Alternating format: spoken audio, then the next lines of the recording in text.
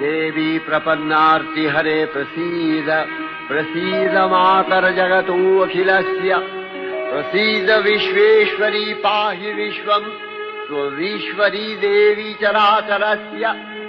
आधारभूता जगतस्त्वमेका महीस्वरूपेण यतः स्थितासि अपां स्वरूपस्थितया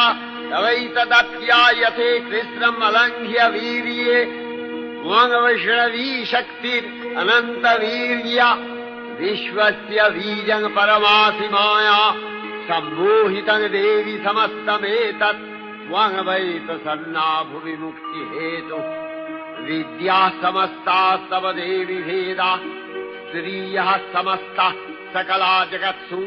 तवैकया पूरितमम्ब यैतत् का ते स्तुतिः सद्य परापरोक्तिः सर्वभूता यदा